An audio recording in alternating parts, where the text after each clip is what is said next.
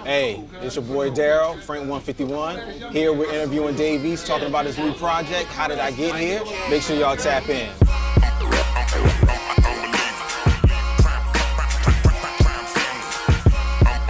Please forgive me for all the sins I already committed. All right, we here with Dave East. Congratulations on your new album. Definitely appreciate you, bro. First off, let's start off by talking where we at right now. What are we doing here? We're in my store, man, from the deli in Harlem. You know what I'm saying, uptown. Something I've been wanting to do for a minute, but I finally was able to put it together. Awesome, awesome. Got a whole bunch of merch, some products up in here. Like to see it, like the entrepreneurship. Speaking of that entrepreneurial spirit, last night at your listening party, you were talking about how Nip influenced this album. Can you dive in a little bit deeper and talk about that process through this creative journey for How Did I Get Here? I feel like my life is what really influenced it. Nip linked me with Mike and Keys. That's how that came about. Big shout out to Mike and Keys, producers. That's my brothers. But that's how me and Mike and Keys connected was through Nip. Just that whole vibe, that whole sound. I just felt like it would be dope, me being from New York and them having really they being based in LA. Us connecting them dots like that, I just knew that shit was gonna come out with a certain vibe, you know what I mean? So, right. So speaking of that sound, that vibe, one of the things you said last night as well is that, you know, if a person is clubbing hard, how many hours they spending in the club? You want to make music for all the other hours of the week. Everyday niggas. Everybody don't go to the club. That's right. I wasn't in the club before this rap shit like that. We go hey now and then. But I wasn't like a heavy club nigga, like every night, I'm in there popping. Nah, that shit came with this rap lifestyle. So to the niggas that's in the trenches all day long, they gotta get up, go to work, they gotta do whatever the fuck they gotta do for their children, for their family. I make music for them niggas, like, and if one or two of them out of that, you can play in the club, cool. You know what I'm saying? That's my vibe. So you're not even worried about tugging that line between being real and mainstream commercial sales. You're gonna be true to yourself. It's like, you know what I mean? At the end of the day, it's about what you doing it for. You know what I'm saying? Like, I always, like, whatever you doing, you gotta ask yourself that shit. Why am I doing this shit? And I had to like realize what I'm really doing it for. I went through my little phases of, oh, that's what's hot, let me make something that sound like that. Oh, that's what they want, I went through them phases. But now it's like, I done traveled the world with this shit. I done seen niggas in Portugal and Dubai with my lyrics tattooed on their arms, my face tattooed on them, like, you know what I'm saying? So it just let me know what I have done has been strong. So why not focus on my vibe instead of trying to chase whatever the fuck else going on? Whoever hot for the moment, they be hot for the moment. And they hot cause it's them. You can't copy that.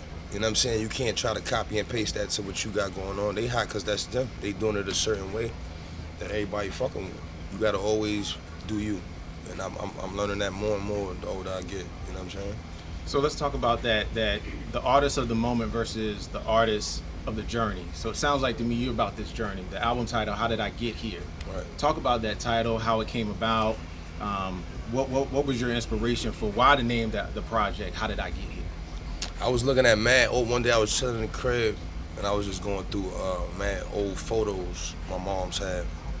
Old photo album, just going through the pictures and shit, and it just made me think about like where I'm at today, like where life is at now, the shit I've done, like who's still around, who died, who not. I mean, like it just a bunch of shit just came across my mind looking at these pictures, and I was like, damn, how did I get here? Like, you know what I'm saying? Like I really just asked myself that shit, and it was like it clicked for me. Like, nah, I'm gonna name this project that, and that's why I put me and my mom's on the cover with me as a little kid, innocent. You know what I'm saying? That's before I knew anything about life, you know what I mean? So me looking at that picture and then me knowing myself now, I'm like, damn, what was going through I'm asking myself, like, I wonder what was going through my mind in that photo, you know what I'm saying? Like during that day, like where was my mind at? Because I know I definitely didn't see this shit, you know what I mean? So I just always question it, like, how did I get here, you know what I mean? That's amazing, that's amazing. You know, I've been in my mom's crib too. She pulls out the old photo albums, going through the old pictures. Everybody got that. Yeah. And then you know what it be? It bring you back, bro, because you get so caught up in what you're doing now. What's the hottest fashion now? What girl you chasing right now? Whatever going on, whatever's new, that's what we always into. You'll forget, you know what I'm saying? I'm 33, be 34 this summer. So you'll forget when you was 12 or 11, 10, 9, like them years is gone, like, you know what I'm saying? Yeah. So that shit'll just be like a fake, like I'm thankful my mom's was one of the moms that was taking pictures and shit like that, because it would be no footage of none of that. You know what I'm saying? So for me to see it now, it's like nostalgic. It's like vintage shit. Like, damn, look at me then. You know what I'm saying? Like, them photos would have just been dope in my household, but now I am who I am. Is the world could see it, so it makes them pictures, like, them pictures got more value. You know what I'm saying? Than they would have had if I wouldn't have did nothing. That's you know real. What I mean? That's real. Yeah. I want to thank everybody in this motherfucker for pulling up. If you tuned into the album, thank you. How Did I Get Here? Produced by Mike and Keys. Make sure y'all grab a pair of headphones if you ain't heard the album yet. You know what I'm saying? This was a long time coming right here. You know what I mean? I feel like this was needed for the culture, for hip hop in general. You know what I mean? Just the sound. I'm not a real like bragging type nigga, but I don't think nobody in the game got my sound. And I'm gonna keep it that way, you know what I'm saying? I ain't really chasing other niggas' sounds. I like my own shit, you know what I'm saying? And these is two niggas that they like my shit too. And we like each other's shit, and we made it, you know what I'm saying? It's just much more natural that way, ain't nothing forced, you know what I mean? So shouts to Mike and Keys. God bless my brother Nipsey Hussle that even put this shit together. That's the reason we even, you know what I'm saying? That's why this is here today like this. It was Nip, you know what I'm saying? So shouts to Nip forever, nigga. But So when you started putting this project together after being at your mom's crib, going through the photos, seeing those snapshots of different points of life, Right. remembering the journey in between the photos, Right. you know, what was your muse? Was your mom that muse for you, that inspiration? Like, you know what, this is where I'm going to take this to and really talk about this, or my neighborhood, my family. Right. Was there anything particular that like stuck with you to say, you know what, this is like my guiding light through this process? My pops, to be honest with you. My mother was always a fan.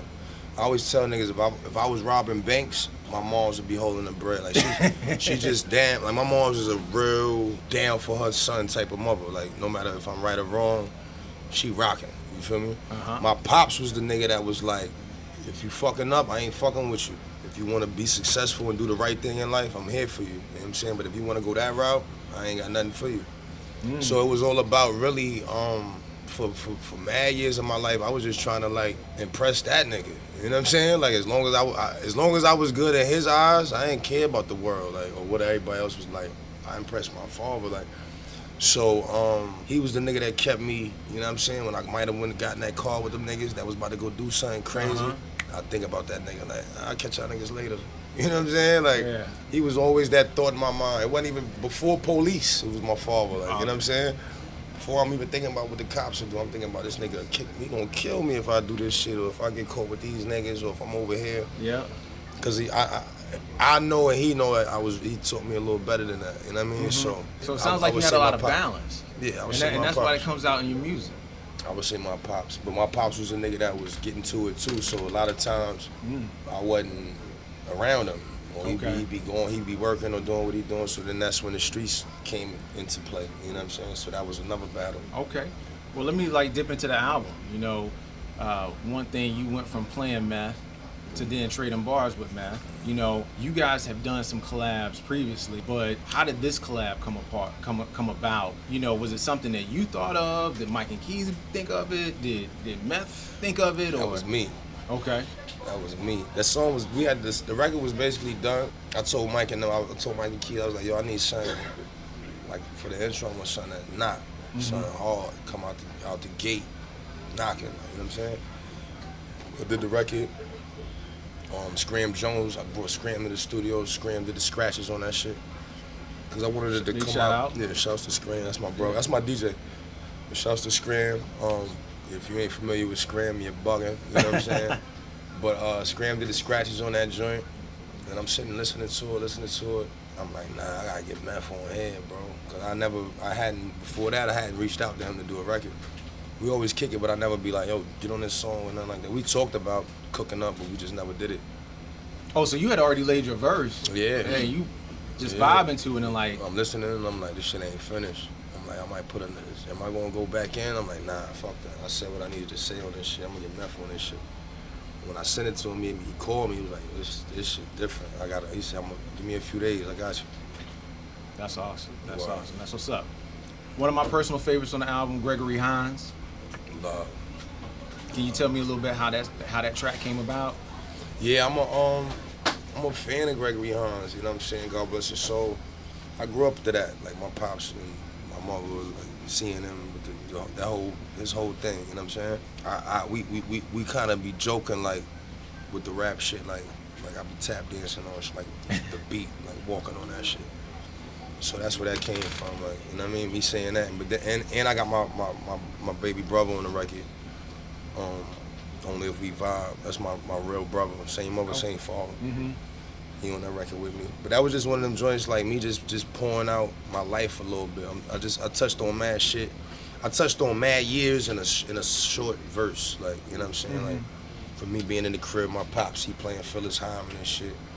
To my man Junior in Ravenswood, when I was in college playing ball, this nigga driving me back. I got class Monday. I done came up to New York for the weekend, chilling in the hood, whatever. I got class Monday morning, 8 o'clock, and this nigga driving me back from Queens to fucking Virginia.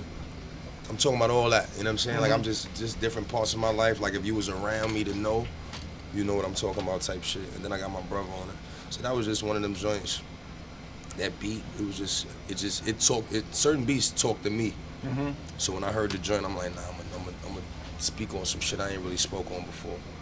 You know That's what's up. That's what's up. Well, brother, I appreciate you giving us the time. Nah, you already know, man. Definitely. Nigga. Thank you. My nigga. Congratulations on the project. Good looking, dude. Dope from start to finish. Make sure y'all check that out. How Did I Get Here? Here with Dave East. How did I get? Tap in, nigga. This shit easy, but it ain't. You know what I mean? If you know, you know. You know what I'm saying? Like, I do it in my sleep, but the lifestyle, it ain't really easy to keep up with everything. Every heartbeat, my kids, everything. That shit ain't easy. So I appreciate y'all riding with the niggas. If you do, I love you if you been rocking with the niggas since 9 something and fucking. What year was that? Been a minute, so I appreciate everybody that been rocking with the niggas, you know what I'm saying? I'm gonna keep this shit going today check me out, this motherfucker, you know? Forgive us for being low when I walked in the building streams, fill up them jeans, raised around, functioning fiends, death such a custom scene, crime family, like the Genovese, but I got NFTs, good morning America, I'm high as fuck on NBC.